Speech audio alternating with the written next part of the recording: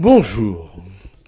À un an d'un troisième et dernier référendum d'autodétermination, décisif pour l'avenir de la Nouvelle-Calédonie, les indépendantistes pourraient remporter pour la première fois la présidence du gouvernement local. Ils comptent en ce sens sur l'abstention ou l'appoint d'un parti charnière, l'éveil océanien, à l'origine d'alliances à géométrie variable, soutien des indépendantistes au Congrès, des loyalistes dans la province sud et à la tête du gouvernement sortant. Une crise politique s'ajoute désormais donc à la crise économique. En faisant tomber le gouvernement de la Nouvelle-Calédonie, les indépendantistes ont plongé dans l'incertitude institutionnelle un archipel épargné par l'épidémie de Covid-19, mais préoccupé par les menaces pesant sur sa filière nickel, son poumon économique. À ce stade, on peut se demander si c'est une histoire de Nikkei ou de nickel, on ne sait plus. La visite du ministre des Outre-mer, qui s'est offert en prime une quatorzaine stricte avant de montrer le bout de son nez, n'aura donc servi à rien. La vie politique du Caillou demeure un mystère.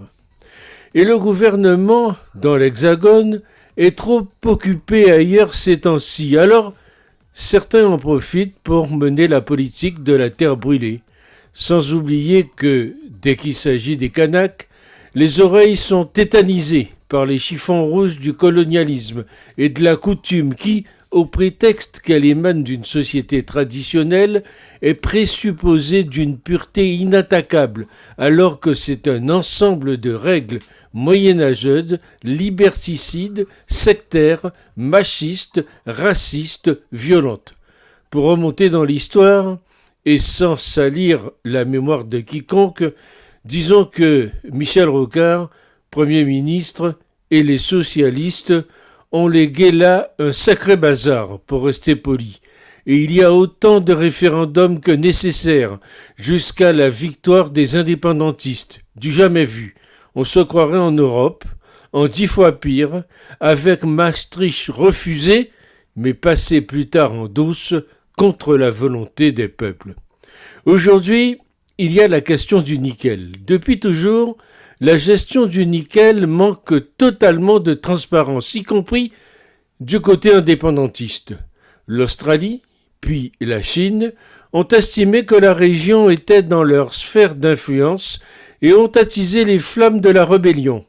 On aimerait savoir quels financements ont été donnés, à qui et par qui, et on est certain qu'aussi bien le nickel érabète que les gouvernements de ces deux nations étrangères ne se sont pas privés de verser de généreux dessous de table aux diverses parties en présence. Exploiter en indépendant ou et avec les Chinois va dévoiler des grosses mauvaises surprises et déconvenues aux manifestants.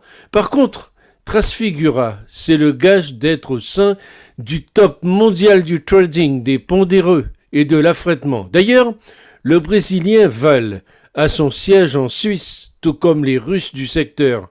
Écarter la multinationale suisse va se payer cash très rapidement pour l'île du Pacifique. Alors, quels sont les faits sur le berceau de la Nouvelle-Calédonie, et qui surtout tente de séduire les indépendantistes?